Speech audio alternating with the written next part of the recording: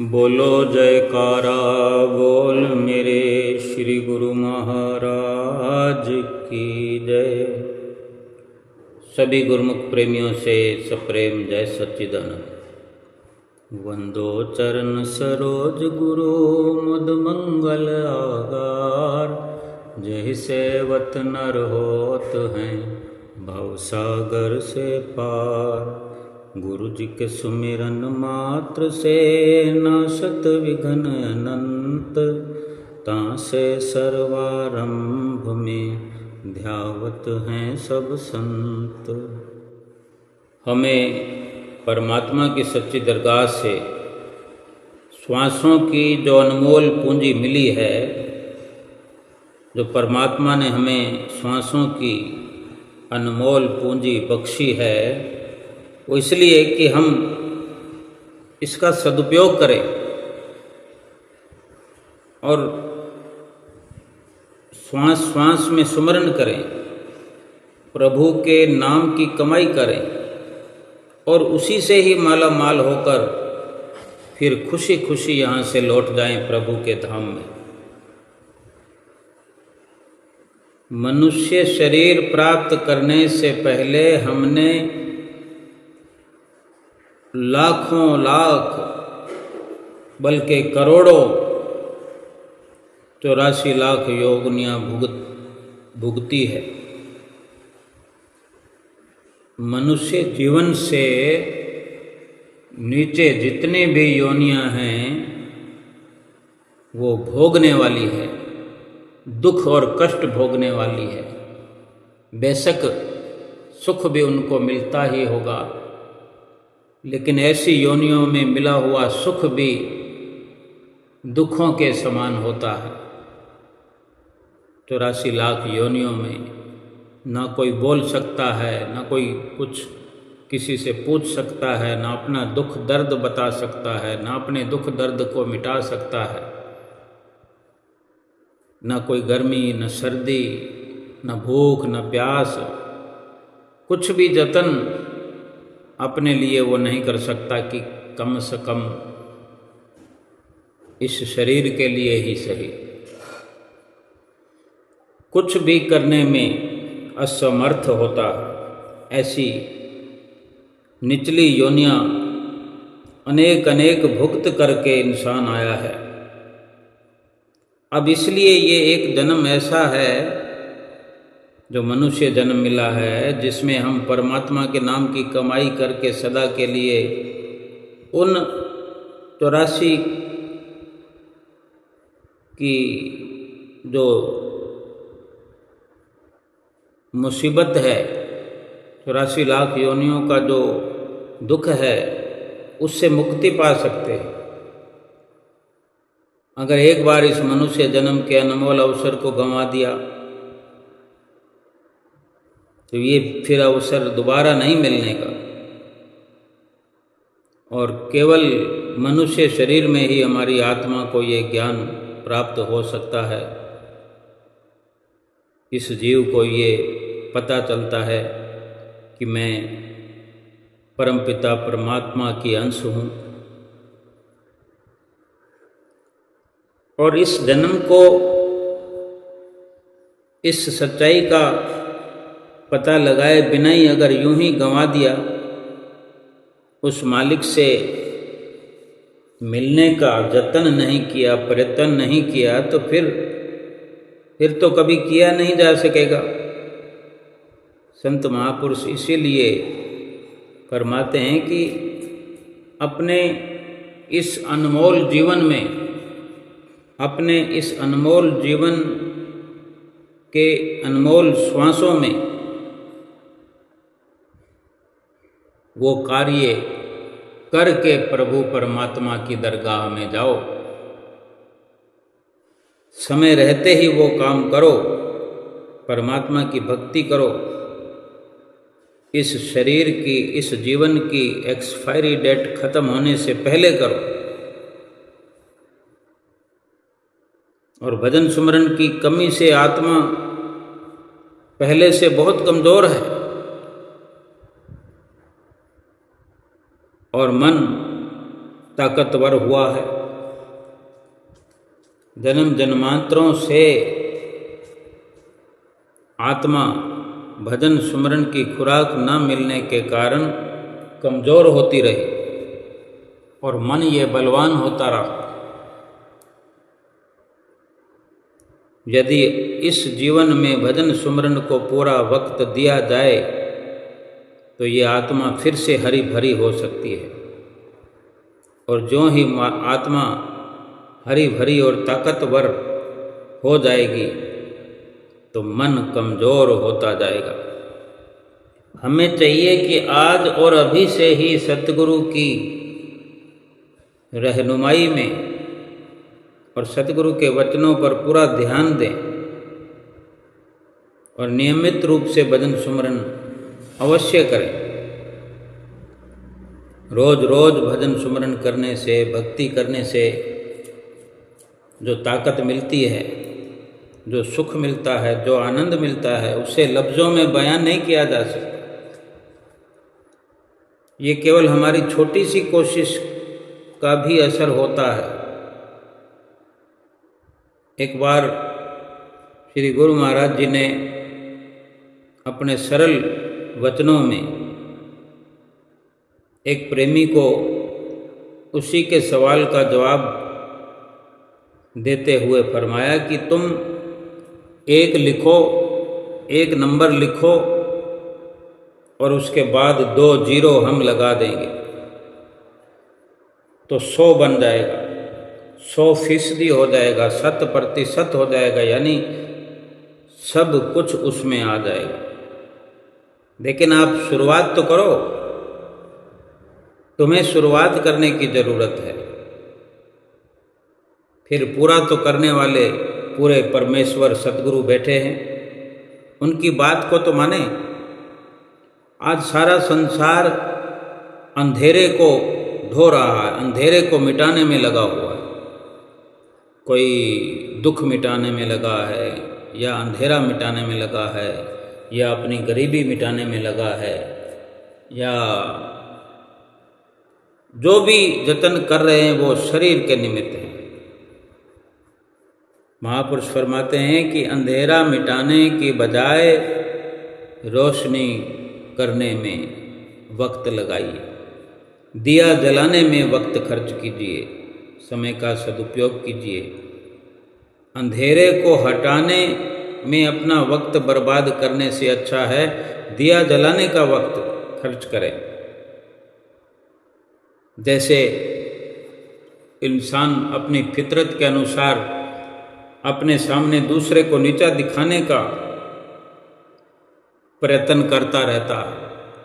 आज जहाँ भी देखो यही एक होड़ लगी हुई है कि कोई अपने समान किसी दूसरे को रखना नहीं चाहता, अपने सामने किसी को टिकने नहीं देना चाहता। इसी प्रयास में जीवन गुजर जाता है। महापुरुष फरमाते हैं कि किसी दूसरे को नीचा गिराने से अच्छा है कि केवल अपने को ऊंचा करते जाइए। अपने को ऊंचा करने से भी दूसरा नीचे हो जाएगा, लेकिन हम उसको नीचा करने के ख्याल में खुद इतनी गिरावट में आ जाते हैं कि फिर हम कभी संभल ही नहीं पाते। किसी की ओर ध्यान ही क्यों देना, किसी के बारे में सोचने की जरूरत ही क्या है। भजन सुमरन करना जो महापुरुष हमें रात दिन हिदायत फरमाते हैं, वचन फरमाते हैं, अव्वल तो हम करते नहीं, अगर करते हैं तो कुछ न कुछ शर्त रख लेते हैं। अगर हम बिना मांग किए, बिना किसी शर्त के, बिना कोई चाहना के भजन सुमरन करते रहेंगे तो हमारी पिछली सारी देनदारी यानी पिछले हिसाब जो हमने चुकता करने हैं, यकीनन जो ये मनुष्य जन्म मिला है परमात्मा को पाने के लिए मिला है, लेकिन जो पिछले कर्ज हमने चुकता करने हैं, पिछली जो देनदारियां हैं, जो हम गुनाह करके आए हैं, जो ठगियां करके आए हैं, चोरियां कर करके आए हैं, कितना कितना दुख देकर किसी को आए हैं, छल करके आए हैं, वो भी हिसाब इसी मनुष्य जीवन में चुकता करना। चुकता तो 84 लाख योनियां भी कर रही है, लेकिन केवल वो चुकता कर रही है, भोग रही है, और फिर से गुनाह पाप उनसे होते चले जा रहे हैं, चाहे अनजाने में ही से। 84 लाख योनियों में बुद्धि नहीं होती, ज्ञान नहीं होता, अकल नहीं होती, लेकिन गुनाह तो उससे होते हैं। कोई जानवर किसी पर जुल्म करता है, अत्याचार करता है, कर्म तो बनता ही है। वो पहले से गुनाहों से लदे हुए हैं, और फिर हर प्राप्त होने वाली योनि में गुनाह पर गुनाह किए चले जाते हैं।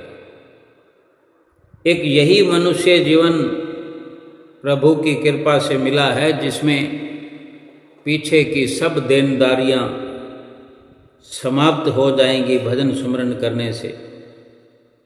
और जब ये पिछला हिसाब खत्म हो जाएगा,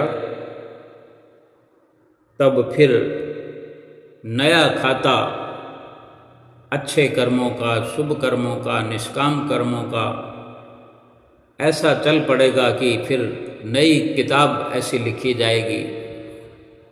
और जब भजन सुमरन करेगा बिना किसी शर्त के, बिना किसी ख्वाहिश के, फिर आगे भोगने के लिए कुछ भी वर्णन उस बही खाते में नहीं किया जाएगा, क्योंकि जब कुछ मांग ही नहीं है, कुछ चाहना ही नहीं है, केवल सतगुरु की आज्ञा से हमें भजन सुमरन करते रहने से सतगुरु के चरणों में स्थान मिल जाएगा। भजन सुमरन हम करते हैं, कई प्रकार के विचार हम अपने अंदर करते हैं कि हमने ऐसे करना है, हमने वैसे करना है, हमें कुछ समझ नहीं है। सबसे पहले भजन सुमरन करने की जो शुरुआत है, वो सतगुरु की आज्ञा को सिरोधार्य करके, केवल यही समझ के कि ये मेरे सतगुरु की आज्ञा है, हमने सतगुरु की आज्ञा को मानना है, सतगुरु की आज्ञा को मुख रख के ही भजन सुमरन की संपूर्ण कार्रवाई करनी है। चाहे हमें कुछ भी ना आता हो, अगर सतगुरु की आज्ञा को मुख रखते हैं, सतगुरु का ध्यान करते हैं, तो सतगुरु तो हमारे साथ हैं, हमारे रोम रोम में बसे हैं। अगर उनका ध्यान करेंगे तो हर वक्त हमें महसूस होंगे, हर वक्त हमारी हर स्थिति में, परिस्थिति में मदद करेंगे। भजन सुमरन में अगर कुछ भी मदद की ज़रूरत होगी तो सतगुरु का साथ हमें पूरा पूरा मिलता रहेगा। भजन सुमरन का ख्याल आने पर भी कहीं न कहीं अपनी अकल और बुद्धि ये जीव लगाता है। केवल अगर सतगुरु की आज्ञा को ही ध्यान में रखते हुए और सतगुरु का ध्यान ही मस्तक पर रखते हुए गहराई से अपने भीतर गोता लगाते चले जाएं, तो एक से एक राज भक्ति के, सुमरन के अपने आप खुलते चले जाएंगे। पहल तो ज़रूरत सबसे बड़ी यही है कि हमने सतगुरु की आज्ञा को पूरा पूरा मान करके, जैसे कि 2 घंटे भजन सुमरन के लिए हमें आज्ञा है, तो यही अपना मकसद बनाए कि हमने 2 घंटे सतगुरु की आज्ञा से रोज के रोज सुमरन में बैठना है, और सारा दिन भी कुछ ऐसा हमारा नियम बना रहे कि सतगुरु के नाम के भजन सुमरन के, कुछ सत्संग के शब्द, सतपुरुषों की वाणियाँ, दरबार की पुस्तकों का स्वाध्याय, श्री गुरु महाराज जी की, श्री परमहंसों की सुंदर सुंदर लीलाएं, ये पढ़ते रहें, सुनते रहें, मन जो है भक्ति में धीरे धीरे लगने लगेगा। मन जो है भक्ति में इस प्रकार बहने लगेगा। धीरे धीरे मन पवित्र होने लगेगा। जब इस प्रकार भजन सुमरन के निष्काम भक्ति के सुनहरे पल हमारे जीवन में बढ़ते चले जाएंगे तो हम हमेशा के लिए सभी प्रकार के पाप कर्मों के बोझ से बाहर निकल जाएंगे। जरूरी यह है कि करने पर ध्यान हो हमारा, हम करने के लिए प्रस्तुत रहें। कथनी से लाभ नहीं होने वाला। जैसे फल और फूल पेड़ पर पत्तों से कम होते हैं, जो फलों वाला पौधा है, फूलों वाला पौधा है, पेड़ है, उस पर अनेक पत्ते होते हैं, लेकिन क्या कोई पत्तों को गिनती में रखता है? सबकी नज़र उस पेड़ पर लगे फलों और फूलों पर रहती है। पत्तों को उस पेड़ के नहीं सराहा जाता, क्योंकि फलों का महत्व है, फलों और फूलों की गिनती है। पत्तों के मुकाबले फलों और फूलों की जरूरत है। यानी वो पेड़ भी जो है फूल और फलों के नाम से जाना जाता है। अब चाहे केवल फूल ही लगते हों, फल वाला पौधा ना हो, गुलाब के फूल हों, चाहे गेंदे के भी फूल हों, गेंदे और गुलाब में भी काफ़ी अंतर है, लेकिन अपनी जगह वो भी ठीक है, अपनी जगह वो भी ठीक है, लेकिन उनकी जानकारी जो है, उनका नाम जो कोई लेता है तो वो यही जिक्र करता है कि ये गेंदे का पौधा है, गेंदे फूल का ये पौधा है और ये गुलाब के फूल का पौधा है। पत्तों की कहीं कोई गिनती नहीं आती। यानी कितनी भी अच्छी अच्छी बातें हमारे पास हो, ज्ञान हो, हमें रामायण कंठस्थ हो, गीता कंठस्थ हो, मुख जबानी हम बोल लेते हों, कितनी ऐसी सिफत चाहे क्यों ना हो, लेकिन अगर कर्म, निष्काम कर्म हमारे जीवन में नहीं होंगे तो केवल उन बातों से या उस केवल किताबी ज्ञान से हमें परमात्मा के चरणों में स्थान मिलने वाला नहीं है।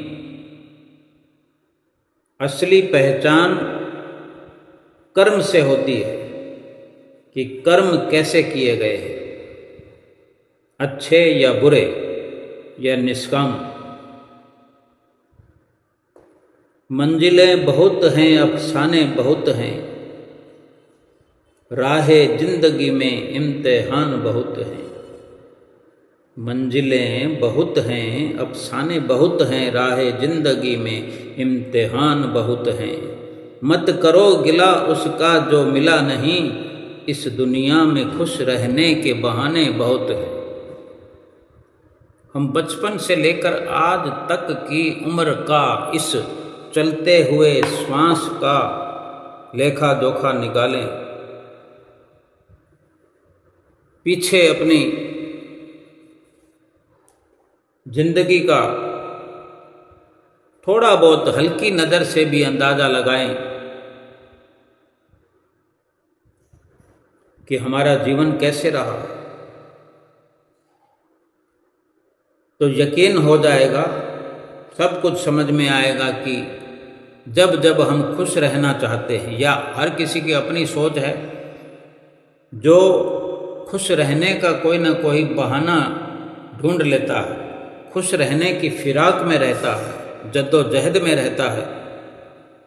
खुश रहने के लिए कोई स्थिति पर निर्भर रहने की जरूरत नहीं कि ऐसा होगा तभी खुशी आएगी। जिसने ये सोच लिया कि मुझे तो खुश ही रहना है, चाहे कितने दुख आए, दुखों को झेलते हुए भी वो खुशी ढूंढता रहता है और खुश रहता है। और जिन्हें शिकायत है वो चाहे कितनी खुशियां हो उसके पास, कितना माल धन पदार्थ हो, बंगला गाड़ी हो, बहुत कुछ होने पर भी उसके गिले और शिकवे मिटते नहीं हैं। इसलिए महापुरुष फरमाते हैं कि मत करो गिला उसका जो मिला नहीं। इस दुनिया में खुश रहने के बहाने बहुत हैं। ये जीवन पूरा का पूरा एक इम्तिहान कह सकते हैं। हर घड़ी हर पल कोई ना कोई परीक्षा जारी है। हर परीक्षा को जो पास करने में सफल हो जाता है, हर स्थिति में अपने आप को प्रसन्न करने में जो माहिर है, उसको तो कोई दुखी कर नहीं सकता। क्योंकि जिसके पास ये हुनर है खुश रहने का, और हुनर यही है कि वो अपने दामन में देखे कि कितना कुछ मुझे प्रभु ने दे दिया है, कितना कुछ देकर मुझे नवाजा है, इस दुनिया में भेजा है। बहुत कुछ तो हम यूं भी समझ सकते हैं कि अगर संसार का धन हमारे पास नहीं है, कोई बंगला गाड़ी हमारे पास नहीं है, पहनने को अच्छे कपड़े भी नहीं है, तो फिर भी सोचा जा सकता है कि मेरे पास बहुत कुछ है। और यूं हर इंसान किसी न किसी से तो नीचा ही है, हर किसी के ऊपर कोई न कोई सेठ साहूकार है ही। लेकिन कोई हर स्थिति में अगर ऐसा सोचने वाला है कि मेरे पास बहुत कुछ है, चाहे उसको देखने पर यही दिखाई दे कि उसके पास धन दौलत नहीं है, कोई गाड़ी नहीं है, बाइक स्कूटर बा मुश्किल बेशक उसके पास हो, लेकिन हो सकता है वो साइकिल वाला भी हो, पैदल वाला भी हो, सुबह गुजारा होता हो, शाम को यूं ही सोने वाला हो, तो भी ये सोच सकता हो कि मुझे प्रभु ने बहुत कुछ देकर के इस दुनिया में भेजा है। लेकिन ऐसा सोचने वाले कितने होते हैं? लेकिन जो भी हैं वो हर पल जिंदगी का लुत्फ उठाते हैं। वो यही सोचते हैं कि मैं इस दुनिया के अंदर मनुष्य जीवन में श्वास ले रहा हूं, वरना 84 लाख योनियां किस कदर केवल दुखों का बोझा ढो ढो करके इस दुनिया से चले जाते हैं और फिर किसी दूसरी योनि में आ जाते हैं। खुश रहने वाला ये सोचता है कि मुझे ये मनुष्य जन्म मिला है, सतगुरु की शरण मिली है, नाम मिल गया है, मैं नामधारी हूँ, मैं वो कमा सकता हूँ, मैं वो कमाई कर रहा हूँ, मैं प्रभु के घर पहुँचने वाला हूँ। थोड़ी देर के लिए कोई किसी सेठ साहूकार का बच्चा कहीं गुम हो जाए, राह भटक जाए, भटकते भटकते जब उसको सही दिशा मिल जाती है या किसी का साथ मिल जाता है, कोई उसको उसके घर पहुंचाने में मदद कर देता है, तो वो अपनी ऐसी दशा पर विलाप नहीं करता कि मैं 2 दिन से खाना नहीं खाया हूँ, या 2 दिन से नहाया नहीं हूँ, या मैंने 2 दिन तक कोई गाड़ी का इस्तेमाल नहीं किया, मोबाइल का इस्तेमाल नहीं किया, वो दशा तो व्यतीत हो गई ना। उस वक़्त वो सब कुछ होता भी सही तो क्या, लेकिन जो घर अपना वो भूल गया था, अपने घर से दूर हो गया था, रास्ता भूल गया और वो गुम हो गया है, तो उन सब वस्तुओं का लाभ भी क्या होता। लेकिन अब जब वो अपने असल घर की ओर चल पड़ा है, उस खुशी का कोई जवाब नहीं, उस खुशी का बयान नहीं किया जा सकता, क्योंकि जैसे तैसे वक्त तो गुजर गया, लेकिन अब अपने घर में पहुंचने का समय हो चला है। उस खुशी की बड़ी कदर व कीमत है जो इस प्रकार से सोचता है, विचार करता है। तो एक गुरमुख के जीवन में बहुत ही अच्छा विचार यही हो सकता है कि चाहे वो अमीर हो, गरीब हो, कैसी भी स्थिति में रहता हो, जिस प्रकार से दुखों में भी चाहे घिरा हो, लेकिन अगर उसके स्मरण में ये है, उसकी यादों में ये विचार है कि मैं अपने प्रभु के घर पहुंचने वाला हूँ, चाहे संसार के कोई भी सुख वैभव उसके पास ना हो, तो ये हर कोई समझता है कि जो भगवान के घर का पता जान गया है, भगवान के घर जो पहुंचने वाला है, भगवान की जिसको प्राप्ति होने वाली है, जो सही दिशा में सफ़र कर रहा है, किसी सज्जन का साथ है, जैसे कि संत महापुरुष हमारे साथ हो गए हैं, हमें पता बता दिया है, तरीका बता दिया है, बार बार जो हमें समझाते हैं कि भजन करो, सुमरन करो। ये सतगुरु हमारे लिए हितैषी हैं, परमात्मा के घर का पता बता रहे हैं।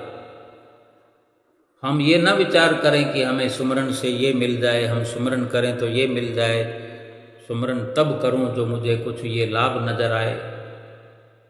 ये तो हिसाब किताब हो गया। अगर सुमरन करके प्रभु मिलते हैं, भगवान मिलते हैं, जिसकी ये सारी दुनिया बनाई हुई है, दुनिया के सारे सामान, सारे माल मताब जिस प्रभु ने बनाए हैं, वो प्रभु हमको मिल रहे हैं, और हम थोड़े बहुत सामानों की मांग कर लें कि मैं सुमरन करूं तो मुझे कार मिल जाए, या बाइक मिल जाए, या मेरा मकान बन जाए, सुमरन करूं तो बन जाएगा, बेशक बन जाएगा।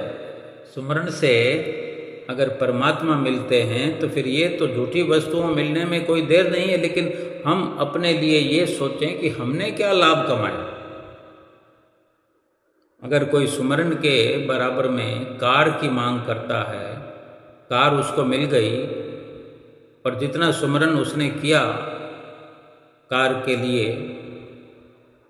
4-6 महीने, साल, 2 साल, अब ये तो उसके परिश्रम पर निर्भर करता है, लेकिन बात यह है कि सुमरन से उसने अपनी चाहत वाली वस्तु मिल गई।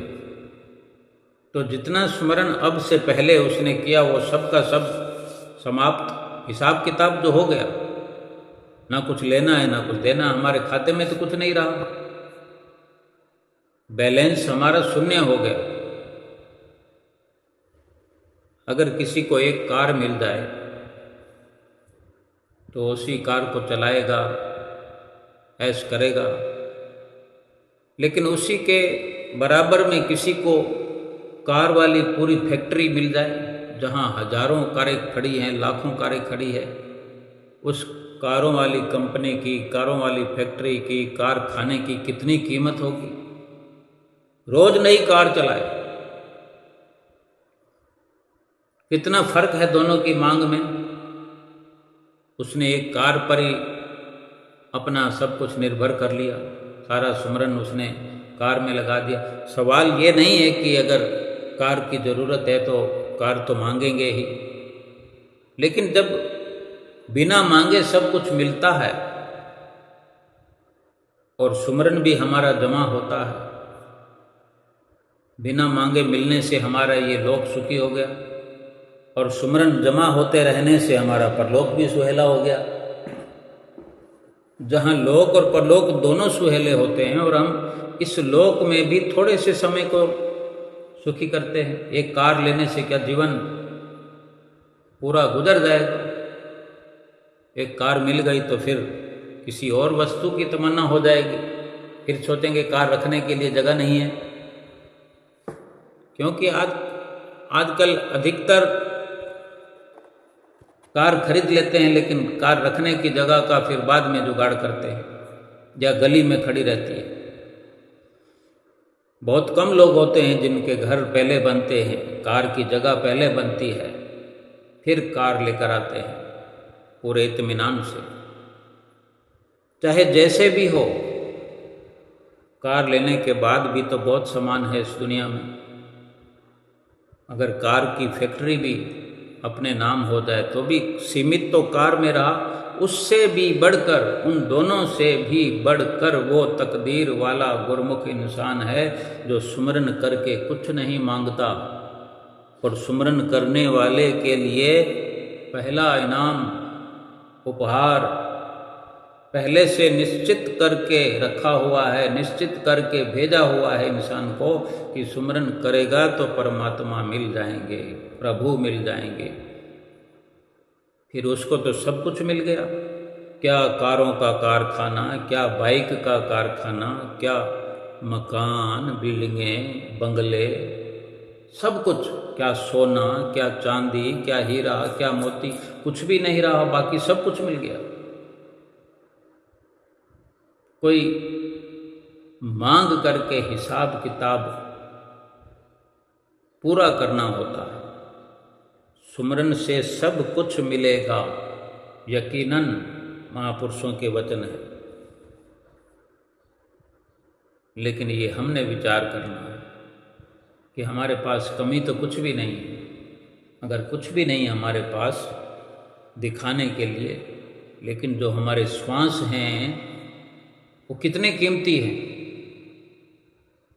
कभी इस प्रकार से भी हम सोचा करें, अगर सोचते भी होंगे तो श्वास कितने कीमती है। बिजनेस तो हमने यहाँ पर श्वासों से ही करना है और श्वास ही पूंजी के रूप में देकर परमात्मा ने हमें भेजा है कि ये श्वासों की पूंजी ले जाओ और ये मनुष्य शरीर तुम्हें दिया जाता है और तुम बिजनेस करो, सच्चा सौदा खरीद करके लाओ। वणज करो वणजारियों, वक्खर लेओ संभाल।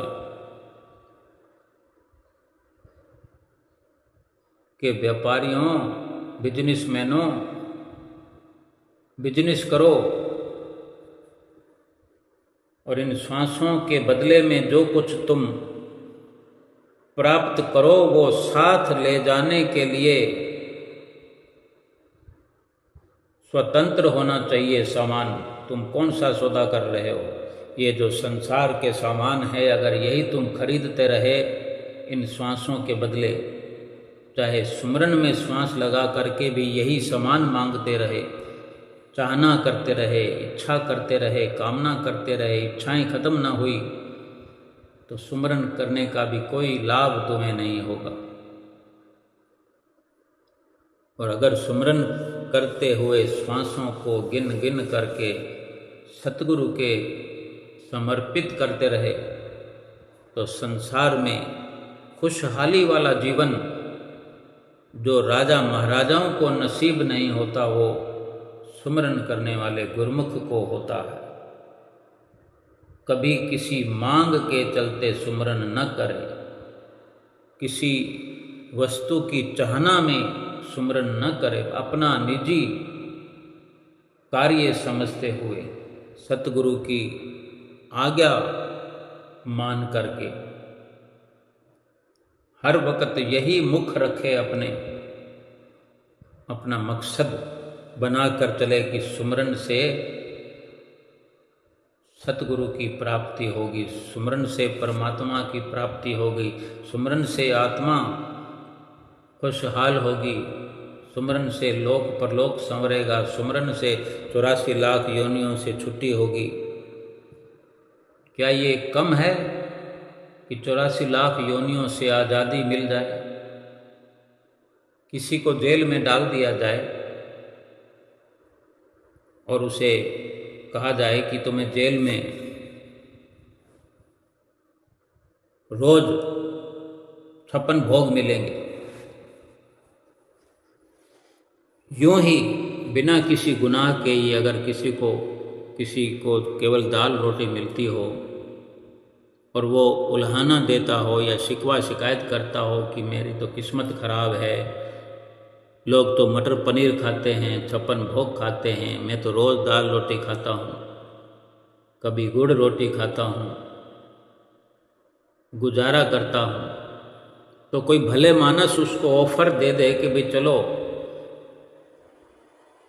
चाहे उसे समझाने के लिए ही सही, उसको राह दिखाने के लिए, उसकी आंख खोलने के लिए ही कोई सज्जन पुरुष उसको ये ऑफर करे कि तुम भाई जेल में तुम्हें बिठा दिया जाएगा, तुम्हें खाने पीने की पूरी छूट होगी, रोज़ तुम्हें बदल बदल के खीर पकवान मिलेंगे, मटर पनीर मिलेंगे, तुम्हारा जीवन अच्छे से गुजरेगा, रहना तुम्हें जेल में। एक पल में वो समझ जाएगा, देर नहीं लगेगी उसको समझने में। क्या समझेगा कि नहीं नहीं मैं ऐसे ही ठीक हूँ, मैं अपनी रूखी सूखी खा के ठीक हूँ, मुझे नहीं जेल में बैठना, मुझे नहीं चाहिए 36 पदार्थ या 56 भोग। जब इतनी समझ है इंसान को, फिर अपनी दाल रोटी को खुशी से ग्रहण करे। जो भी स्थिति भगवान ने दी है अपने कर्मों के अनुसार ही मिली है, हमें हमारे प्रारब्ध के अनुसार हमें सब कुछ मिला हुआ है, सब हमारा ही किया कराया है। फिर शिकवा शिकायत क्यों?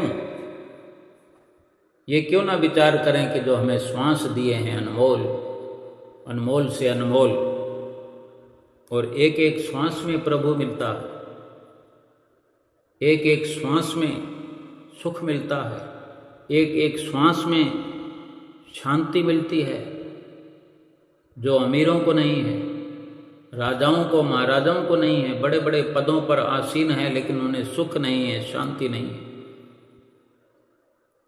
सुख शांति तो न अमीर को है न गरीब को है, सुख शांति तो सतगुरु के सेवक को है, सेवा करने वाले को, जिसने अपने सतगुरु की चाकरी की है, जो सतगुरु की जी हजूरी करता है, हुक्म बजा लाता है और नित नियम करता है, भजन सुमरन करता है, वही इस संसार में भी सुखी है और परलोक भी उसी का समरता है। एक एक श्वास में जो मिलता है, इस मनुष्य जीवन को सफल करने के लिए एक एक श्वास सदुपयोग में लगाना चाहिए। सारी जिंदगी अगर शिकवे शिकायत में अगर हमने लगा दी, शिकवे शिकायत करते रहे, महापुरुष फरमाते हैं कि भजन सुमरन के जरिए ही हम अपनी जिंदगी के असली मकसद को पूरा करते हैं। हमारा जो असली मकसद है वो भजन सुमरन से पूरा होता है। असली मकसद परमात्मा को पाना है।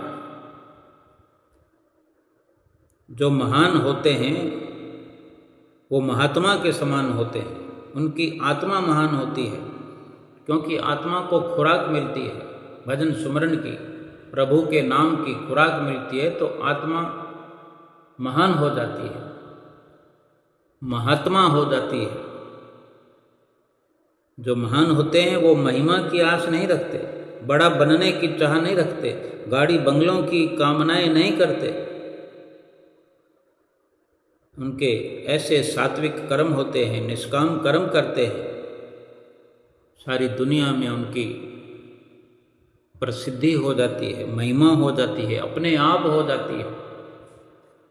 आज हम ग्रंथों में जो नाम पढ़ते हैं, ऐसे ऐसे लोगों के नाम हैं जिनके पास 2 वक्त का खाना भी नहीं था, ठीक प्रकार से उनका नाम भी बड़े आदर से ये संसार अपनी जुबान से वर्णन करता है, उनकी महिमा के गीत गाता है। क्या था उनके पास? वही भगवान की भक्ति, सुमरन की ताकत, सुमरन की कमाई। उनके पास बंगला, गाड़ी, धन पदार्थ, रुपया पैसा नहीं थे, बल्कि जो भक्ति की राह में चले उन्होंने अपने राजपाट को त्यागा, राजपाट को त्याग करके इस राह पर चले, छोड़ दिया है। जब तक कोई संसार के मान को ठुकराएगा नहीं, मान सम्मान को छोड़ेगा नहीं, त्याग नहीं करेगा, भक्ति को प्राप्त कर ही नहीं सकता। हमारे प्रारब्ध में जो है वो तो स्वतः ही है। अगर कोई किसी वस्तु के पीछे भागता नहीं है, संसार के झूठे सामानों के पीछे भागता नहीं है, अपने आप अगर कुदरत व्यवस्था करती है तो ये प्रसाद है प्रभु का, ये कर्मों के अनुसार मिल रहा है, और उसको प्राप्त करके फिर उसका सदुपयोग करें। फिर चाहे कितना ही धन माल क्यों ना हो, लेकिन उसे अगर उस धन माल की, पदार्थ की इच्छा नहीं है, कामना नहीं है, और मिल जाने पर और मिलते रहने पर वो सदुपयोग कर रहा है, परोपकार कर रहा है, तो वो प्रभु के रास्ते पर चल रहा है, आगे बढ़ रहा है। उसकी आत्मा पहले से अधिक खुशहाल होती चली जाएगी।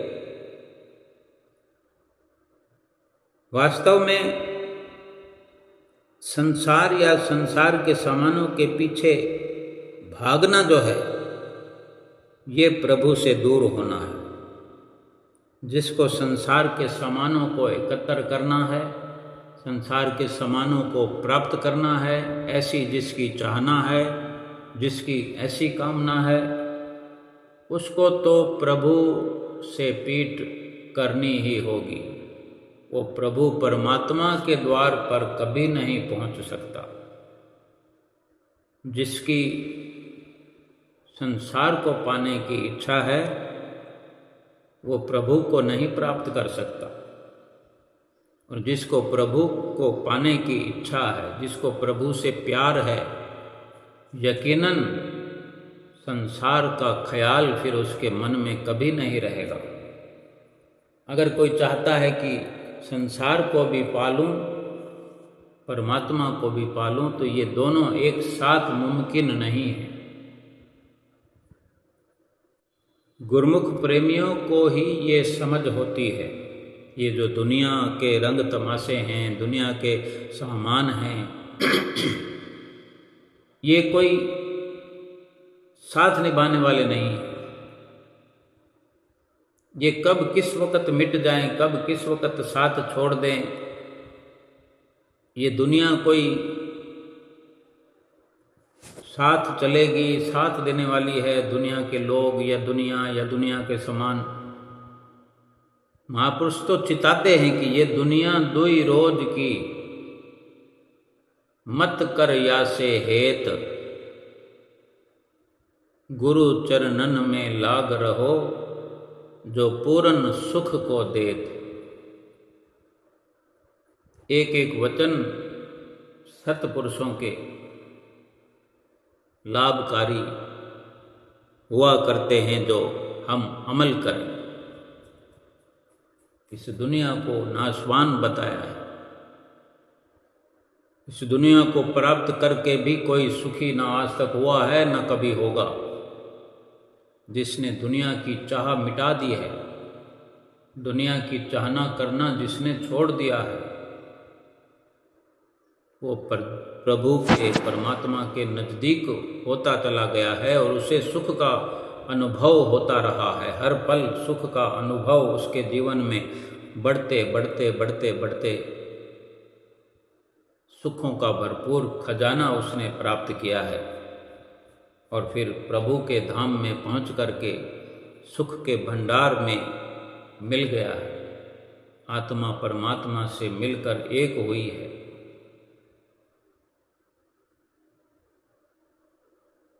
भाई, संसार की जो भी झिलमिल है उसको देख करके इंसान ललचाता रहे तो कोई मिल थोड़ी जाएगी।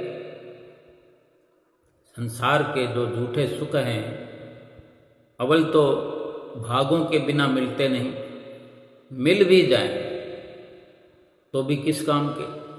उसको भोगने में जो समय जाया होगा, जो श्वास खर्च होंगे, वो श्वास कितने कीमती हैं जो हमने क्षणभंगुर पदार्थों की लालसा में, उसकी कामना में, उसको पाने में श्वास खर्च कर दिए। आज किसी भी सामान को खरीदने जाओ, कितने श्वास खर्च होते हैं। जरूरत के सामान इंसान खरीदता है, लेकिन उन सामानों की अगर तरंग चलती हो अपने हृदय के अंदर, दिल दिमाग में ये सुमरन चलता हो, तो सामानों की कमी थोड़ी। एक सामान की पूर्ति करेंगे, दूसरा सामान दूसरे की पूर्ति करेंगे, तीसरा सामान। घरों में भी आज देखें हम, सामानों की ऐसे लाइन लगी पड़ी है घरों के अंदर। जिस कमरे में चले जाओ, जितना स्टोरी मकान होगा, डबल स्टोरी हो, सिंगल स्टोरी हो, जितने कमरे हों, कोई खाली नहीं है, सामान भरे पड़े हैं। ऐसे ही हमने अपने दिल को एक कमरा बना लिया है। सोचो 100 साल पहले जो हमारे बाप दादाओं का जमाना होता था, कितने सामान होते थे घर में, मुश्किल से गिनती के। सोफा नहीं होता था, लोहे वाली कुर्सी होती थी, वो भी 4-6 इकट्ठी नहीं होती थी, लेकिन सुकून होता था, सुख होता था। बिना भक्ति के ही, बिना भक्ति के ही एक इंसानी फितरत थी ऐसी कि वो सुख से रहते थे, क्योंकि कामनाएं नहीं थी, इच्छाएं नहीं थी, शुद्ध भावनाएं उस वक़्त हुआ करती थी। एक दूसरे से मिलना जुलना, एक साथ उठना बैठना। आजकल तो नफरत की लहर चल पड़ी, आंधी चल पड़ी। एक इतना सामान घर में इकट्ठा होने पर भी नाम भर, रत्ती भर भी सुकून नहीं है। और महापुरुषों ने जो फैसला दिया है, संपूर्ण सुख के भंडार से हमें मिलाना चाहते हैं कि संसार के अंदर, संसार को पाने की हसरत छोड़कर जो प्रभु को पाने की तलब करता है, वो प्रभु के धाम में पहुंच जाता है। जो सतगुरु के बताए हुए रास्ते पर चल के, उनके बताए नित्य नियमों को करके, भजन सुमरन करके, आरती पूजा करके, सेवा करके, सत्संग करके, दर्शन ध्यान करते हुए 24 घंटे यहाँ भी इस लोक में भी खुशियाँ मनाता है और परलोक भी अपना सुहेला कर जाता है। बोलो जयकारा बोल मेरे श्री गुरु महाराज की जय।